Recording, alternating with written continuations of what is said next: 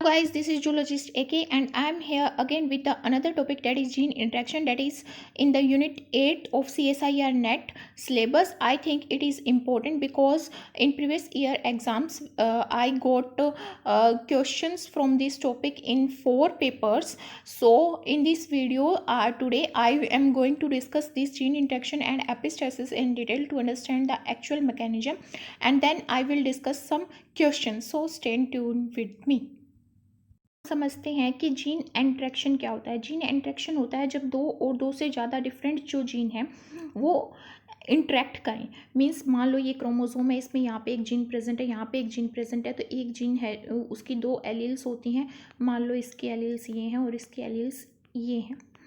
तो क्या होता है जब एक जीन दूसरे जीन की एलील को इफेक्ट करता है, और बोलें तो नॉन एलील को इन्फ्लुएंस करता है, उसके आउटकम को इन्फ्लुएंस करता है, उसके एक्सप्रेशन को इन्फेक्ट करता है किसी भी सिंगल ट्रेट को, तो उसको जीन इंटरेक्शन बोलते हैं। जैसे कि ये जीन इसकी कोई एलील है वो सुप्रेस कर रही हो और एक्सप्रेस करवा रही हो किसी पर्टिकुलर नॉन एलील को। नॉन एलील क्या होगी? किसी अलग इस जीन के अलावा अलग किसी जीन की एलील का एक्सप्रेशन, उसके एक्सप्रेशन को जब इन्फ्लुएंस करेगी ये एलील और ये जीन, तो उसको बोलेंगे जीन इंटरेक्शन। ये डोमिनेंट भी हो सकता है, रिसेसिव भी हो सकता है, डिफरेंट टाइप्स का हो सकता है।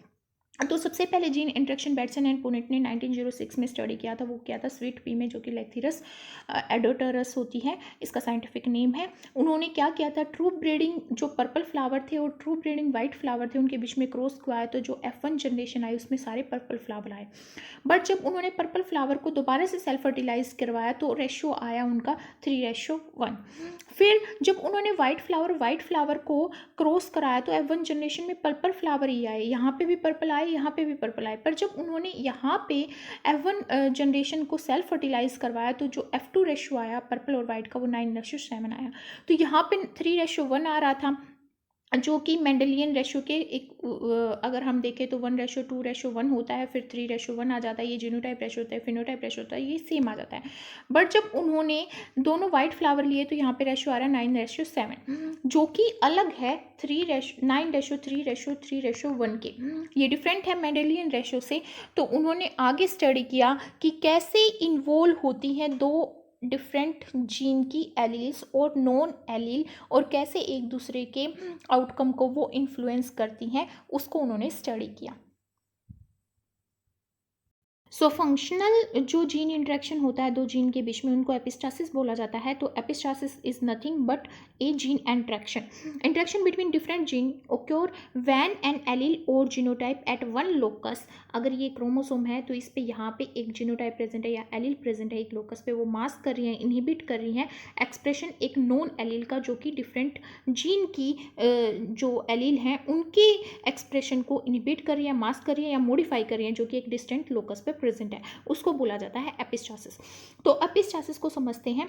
उसको समझने के लिए हम यहाँ पे एक एग्जांपल लेते हैं और ये समझते हैं कि कैसे जो कलर पिगमेंट है वो प्लांट्स में जो है वो फॉर्म होता है। तो क्या होता है, बहुत सारी मेटाबॉलिक प्रोसेस होती है लिविंग ऑर्गेनिजम्स में, और उन मेटाबॉलिक प्रोसेस में बहुत सारे एंजाइम इन्वॉल्व होते हैं। तो यहाँ पे भी एक शो किया गया है कि पहले प्रिकर्सर होता है, उस पर एक डिफरेंट, और ये भी होता है कि डिफरेंट जीन जो हैं वो डिफरेंट एंजाइम्स को कोड करते हैं, क्योंकि जो एंजाइम होते हैं वो प्रोटीन से मिलकर बने होते हैं। बहुत सारे एंजाइम्स जो हैं वो प्रोटीन से मिलकर बने होते हैं, और कुछ को कोफैक्टर की जरूरत होती है, कुछ को मेटल्स की जरूरत होती है एक्टिविटी के लिए, but still they are proteinaceous in nature. तो डिफरेंट एंजाइम्स के लिए डिफरेंट जीन प्रेजेंट होते हैं और क्रोमोसोम्स में जो उनको कोड करते हैं। तो यहाँ पे प्रिकर्सर जो है, जो बाद में यहाँ पे एक पिगमेंट बनाएगा जो कि एंथोसाइनिन है, जो कि कलर पिगमेंट होता है प्लांट्स के केस में।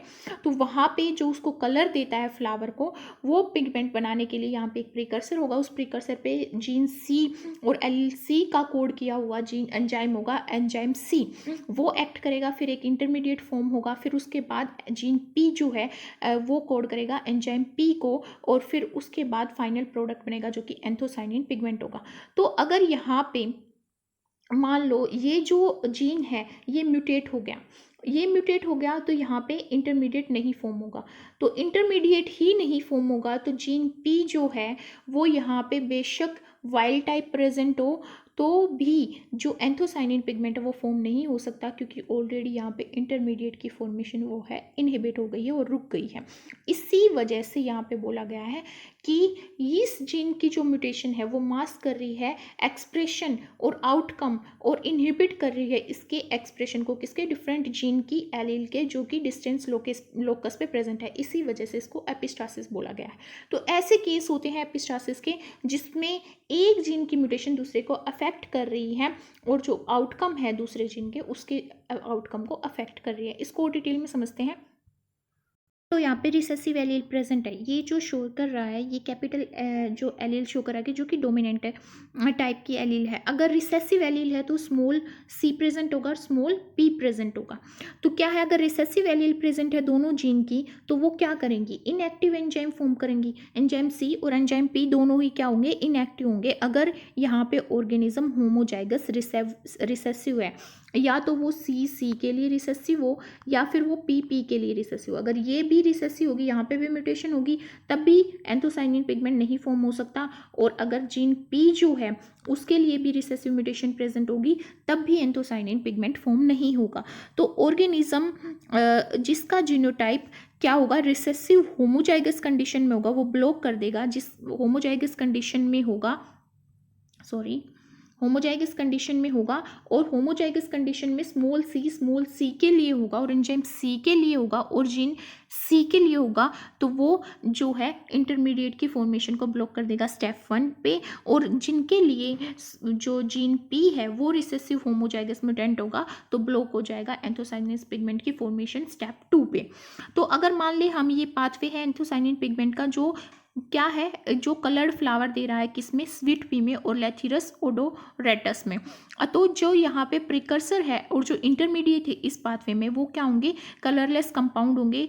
जो प्लांट कैरी करेगा, क्या कैरी करेगा, at least 1 copy of the dominant allele of each gene means यहाँ पे कैपिटल सी प्रेजेंट होना चाहिए और एक स्मॉल सी बेशक प्रेजेंट हो, और यहाँ पे कैपिटल पी और स्मॉल पी प्रेजेंट होना चाहिए।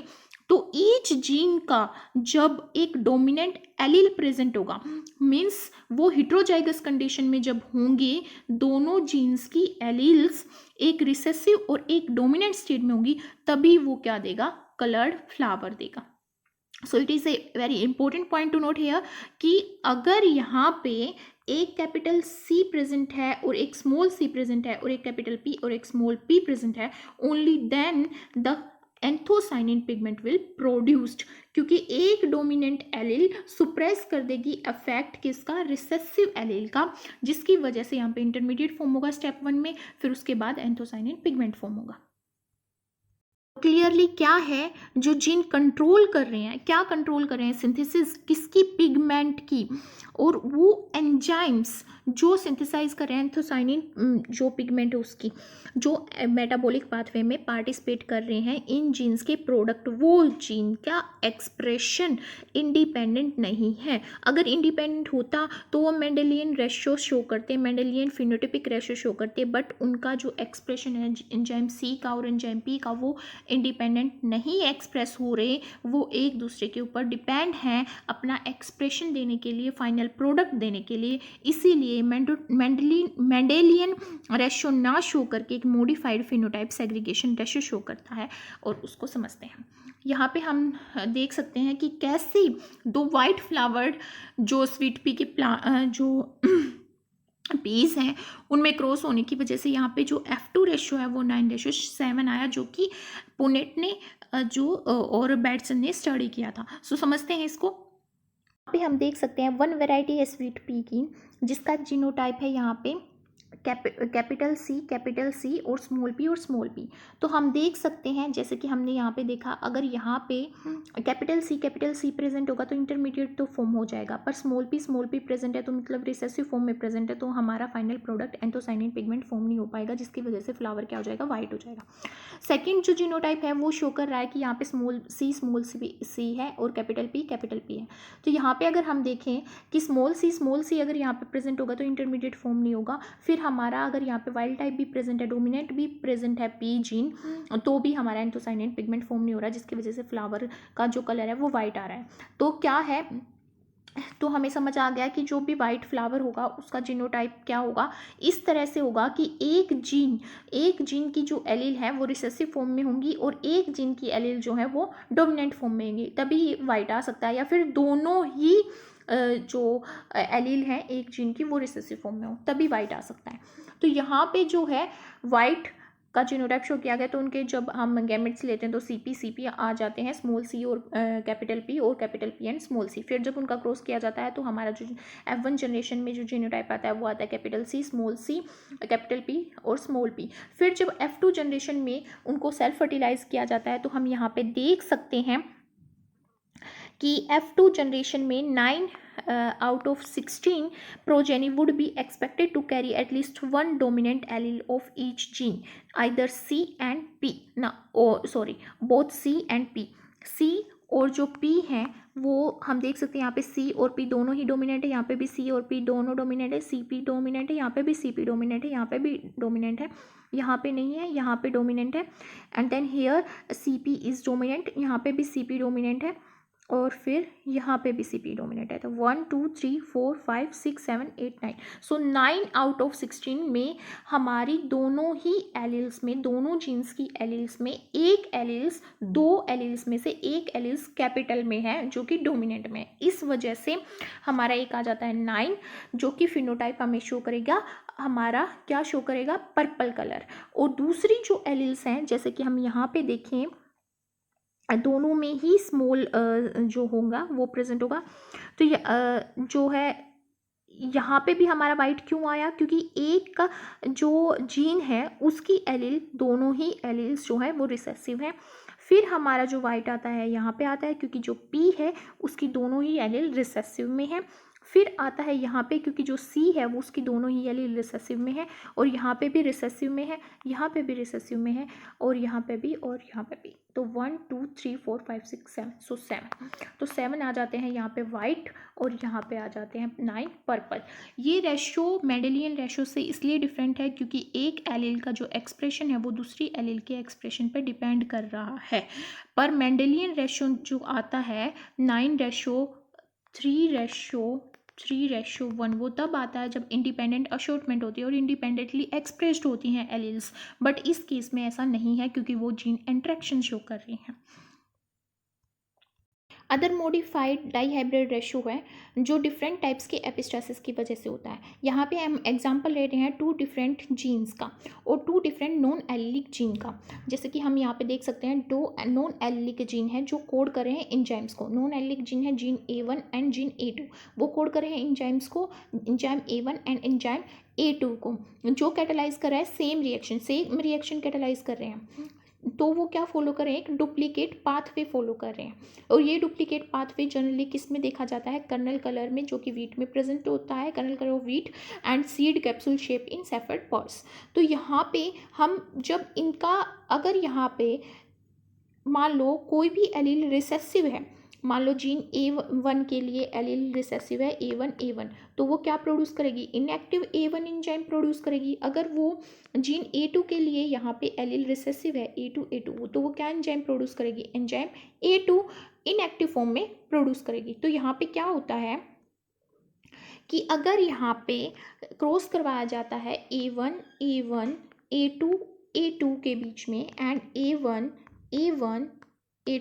A2 के बीच में, तो यहाँ पे हम देखें तो एंजाइम A2 जो है वो यहाँ पे एक्टिव है, बट A1 जो है वो इनएक्टिव है क्योंकि यहाँ पे रिसेसिव एलील प्रेजेंट है। यहाँ पे एंजाइम A1 जो है वो एक्टिव है बट एंजाइम A2 जो है वो इनएक्टिव है। तो इनका जो क्रॉस है वो क्रॉस करवाने के बाद जो F2 फिनोटिपिक सेग्रीगेशन रेशो आता है वो रेशो आता है 15:1 में।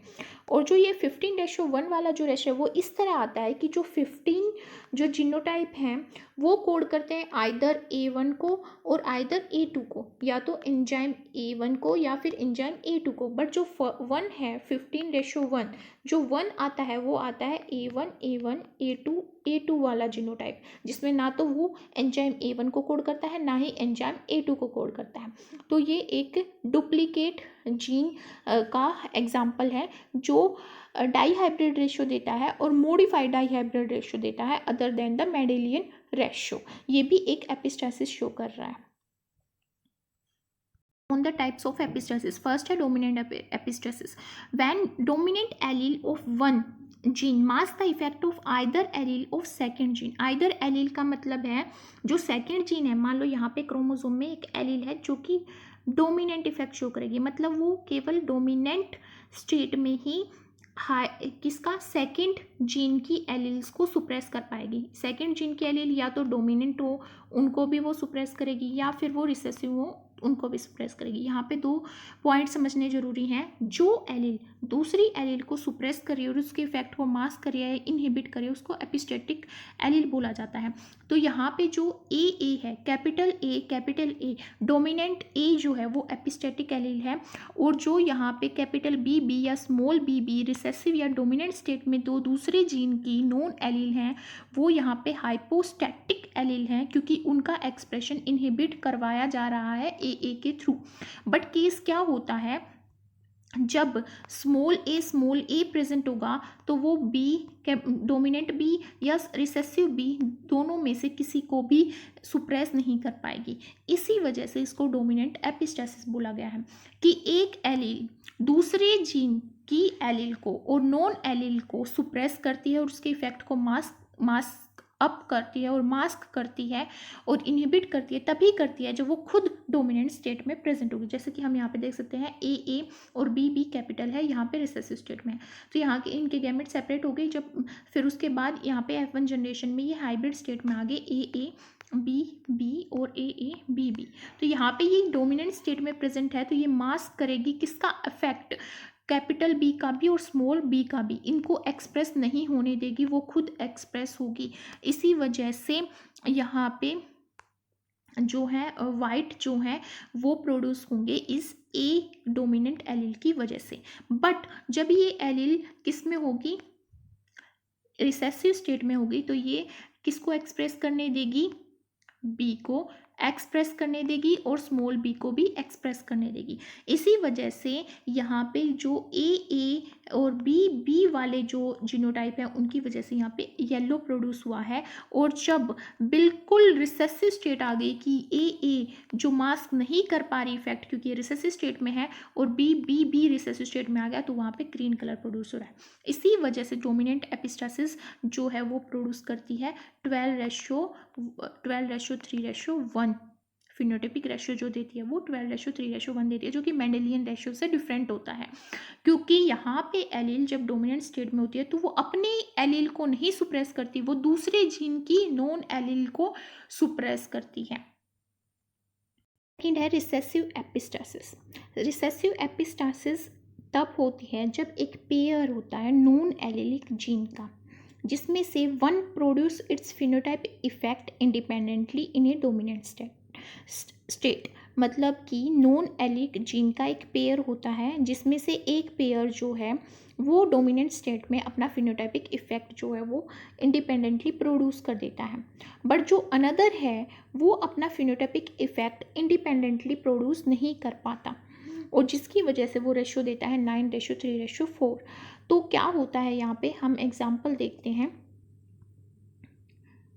यहाँ पे क्या है, ए और बी हैं, A and B are two non allelic gene. A और बी दोनों नॉन एलिक जीन हैं, डिफरेंट जीन के एलील्स हैं वो, इसलिए उनको नॉन एलिक जीन बोला गया है। एंड ए जो है वो अपना phenotypic effect independently dominant state में दे रही है, बट सेकंड जो जीन है कैपिटल बी वो अपना फिनोटाइपिक इफेक्ट इंडिपेंडेंटली नहीं प्रोड्यूस कर रहा। इन दिस केस जो रिसेसिव जीनोटाइप है ए वो सुप्रेस कर देता है एक्सप्रेशन किसका, कैपिटल बी का। बट अगर प्रेजेंस है डोमिनेंट एलील की ए लोकस पे अगर कैपिटल ए प्रेजेंट है तो एलील बी जो है वो क्या होती है, एक्सप्रेस होती है। Thus the genotype A B, जो ए बी है जीनोटाइप कैपिटल ए और capital B and capital A and small B जो रिसेसिव है वो प्रोड्यूस करेंगे 2 एडिशनल फिनोटाइप। इसी वजह से इसका रेशियो 9:3:3 रेशो 1 से डिफरेंट आके 9:3:4 आता है, जो कि नॉन मेंडेलियन रेशो है। इस इसका मतलब क्या है, सिंपल सा मतलब ये है कि जब कैपिटल ए प्रेजेंट होती है तभी हमारी जो कैपिटल बी है वो अपना एक्सप्रेशन शो करती है, इसी वजह से वो इंडिपेंडेंट अपना इफेक्ट शो नहीं कर पाती। बट जब यहाँ पे स्मॉल ए प्रेजेंट होती है तो कैपिटल बी अपना एक्सप्रेशन शो नहीं कर पाती, क्योंकि कैपिटल बी का जो एक्सप्रेशन है वो डिपेंड करता है कैपिटल ए के एक्सप्रेशन पे। इसीलिए जो ये है जो जीनोटाइप है वो डिफरेंट फिनोटाइप देते हैं। जैसे कि यहाँ पे हमारा रेड कलर को डोनेट कर रहा है कैपिटल ए और स्मॉल बी। इसका मतलब ये है कि कैपिटल ए जो है वो कोड कर रही है रेड कलर को, और जब यहाँ पे कैपिटल ए प्रेजेंट नहीं है तो बी भी अपना इफेक्ट ना शो करके वो वाइट कलर दे रही है, ना कि पर्पल कलर। बट जब यहाँ पे कैपिटल ए प्रेजेंट है और स्मॉल ए प्रेजेंट है and capital B and small B present है, तो बी भी एक्सप्रेस हो रही है और ए भी एक्सप्रेस हो रही है, क्योंकि बी का जो एक्सप्रेशन है वो ए के एक्सप्रेशन पे डिपेंड कर रहा है। इसी वजह से यहाँ पे पर्पल फ्लावर आया है। अगर हम स्वीट पी की बात करें तो उसका ये एग्जाम्पल है। तो यहाँ पे हमारा रेशो आता है F2 जनरेशन में, जब हम सेल्फ फर्टिलाइजेशन करवाते हैं पर्पल फ्लावर को तो आता है 9:3:4। एक एग्जाम्पल देते हैं यहाँ पे बायोकेमिकल पाथवे का, जो कि नीचे शो किया गया है। जब एक वाइट सब्सटेंस प्रेजेंट है तो उस सब्सटेंस पे एंजाइम ए एक्ट करता है, जिसकी वजह से वो रेड प्रोडक्ट दे रहा है। बट इस रेड प्रोडक्ट पे जब एंजाइम बी एक्ट करेगा तभी वो क्या देगा, पर्पल प्रोडक्ट देगा। बट अगर यहाँ पे एंजाइम ए नहीं होगा, अगर यहाँ पे एंजाइम ए नहीं होगा तो एंजाइम बी भी अपना प्रोडक्ट नहीं दे सकता, मतलब वो पर्पल कलर नहीं देगा, पर्पल प्रोडक्ट नहीं देगा। बट अगर यहाँ पे एंजाइम बी अब्सेंट होगा तो एंजाइम ए अपना रिजल्ट शो करेगा रेड प्रोडक्ट की फॉर्म में, एक्सप्रेशन देगा। बट ए कभी भी एक्सप्रेस नहीं होगा in the absence of enzyme A. Enzyme B को एक्सप्रेस होने के लिए एंजाइम ए की ज़रूरत है, बट एंजाइम ए को एक्सप्रेस होने के लिए बी की ज़रूरत नहीं है। एंजाइम ए एक्सप्रेस हो जाएगा एंजाइम बी की एब्सेंस में, वो रेड प्रोडक्ट दे देगा। इसीलिए इसको रिसेसिव एपिस्टासिस बोला गया है। नेक्स्ट है हमारा डुप्लीकेट रिसेसिव एपिस्टासिस।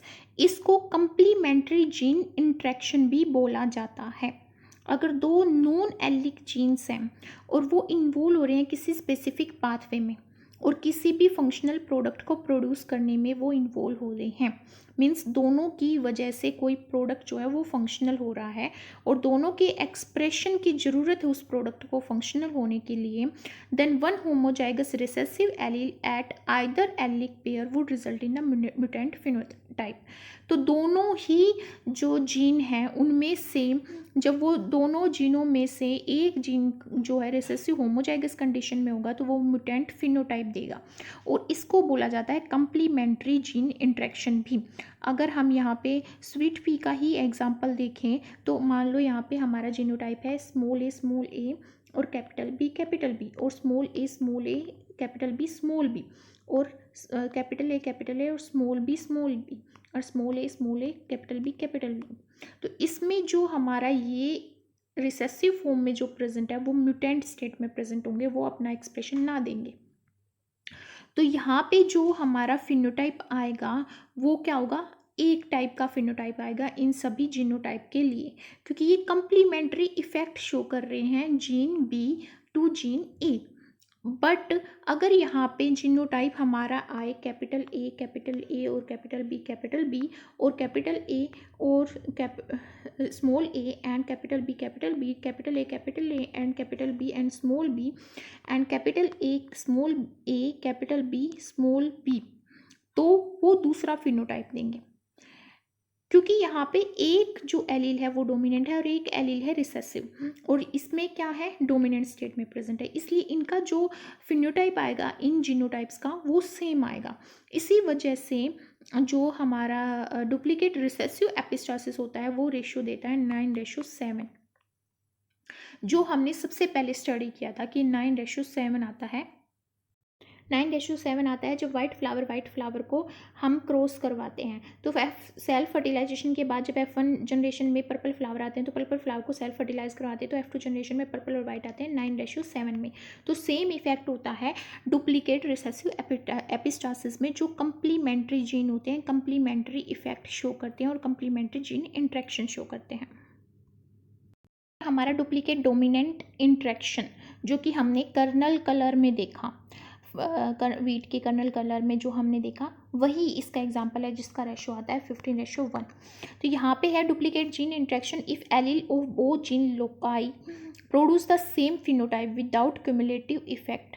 तो वो क्या देती हैं, एक मॉडिफाइड सेग्रीगेशन रेशो देती हैं जो कि 15:1 होता है।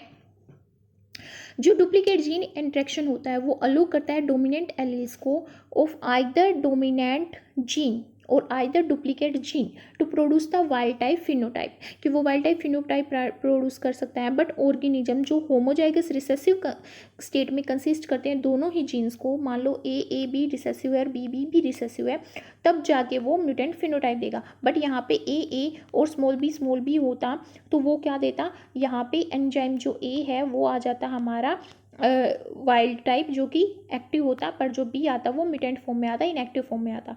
तो ये शो करता है हमारा डुप्लीकेट डोमिनेंट इंट्रैक्शन कि दोनों ही डोमिनेंट स्टेट में एक्सप्रेस होते हैं यहाँ पे जीन्स, जो कि हमने देखा इस पिक्चर में जब मैंने बात की कर्नल कलर की जो कि वीट में प्रेजेंट है एंड सीड कैप्सूल शेप की सेफर्ड पर्स में, जिसमें मैंने बात की कि जब एंजाइम जो ए और बी A1 एंड A2 जो है दोनों ही रिसेसिव होंगे तो वो म्यूटेंट फॉर्म में प्रेजेंट होंगे और कोई भी फिनोटाइप नहीं देंगे और इनएक्टिव एंजाइम देंगे। A1 भी इनएक्टिव होगा और A2 भी इनएक्टिव होगा। तो ये रेशो देता है 15:1 का। तो ये एग्जाम्पल है डुप्लीकेट डोमिनेंट इंट्रैक्शन का। और मॉडिफाइड डाइहाइब्रिड रेशो जो कि मेंडेलियन रेशो से अलग आता है।